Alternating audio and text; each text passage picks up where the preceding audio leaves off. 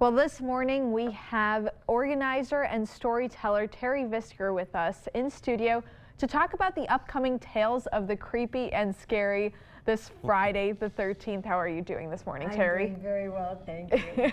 So can you tell us a little bit about what the Tales of the Creepy and Scary performance is? Well, this is probably the fourth one that we've had at the Pump House in October.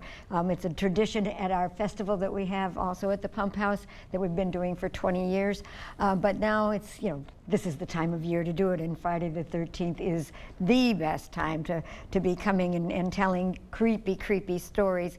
So there'll be a group of us that it's kind of, we call it a concert. So just like we have different music at a concert, we have different stories at a storytelling concert.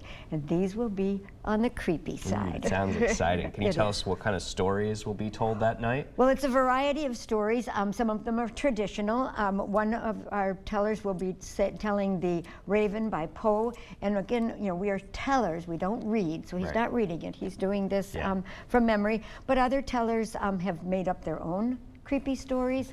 Mine was from a short story that was written in the 1800s.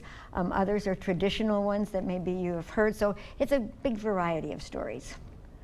So can you tell me, why you got involved with this? With storytelling? With storytelling and then also tales of the creepy and scary. I got into storytelling. It's a long story, but I was a teacher, and storytelling is magical. That's just how our brains evolved, and it's a magical kind of a thing.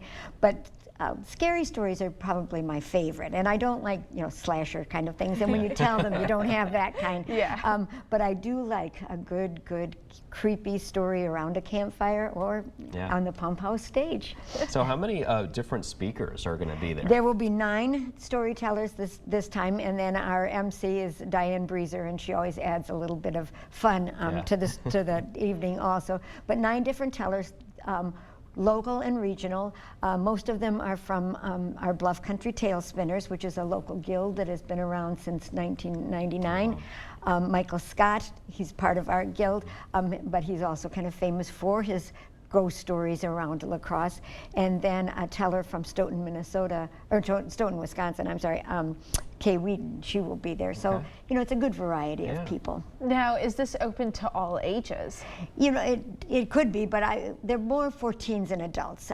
We used to do the little kids kind of stories, but none of them are that. And none of them are dreadfully scary. As I said, they're more on the creepy side rather than on the scary side. Where can people find tickets for this event? Everything is at the Pump House, so you can either go on their website or call them, and tickets are available right now.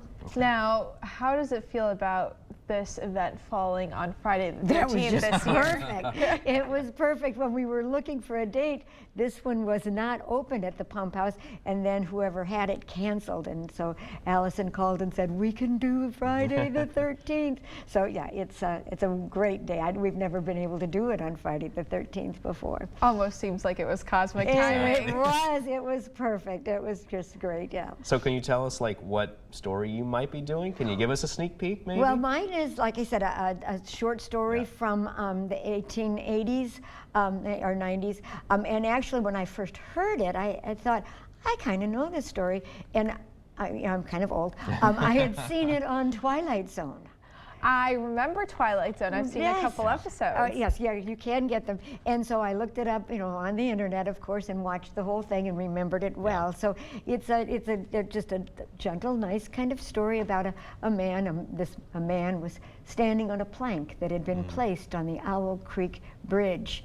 When he looked down, he could see the water flowing right beneath him, as his executioner tied his hands and put the noose around his neck.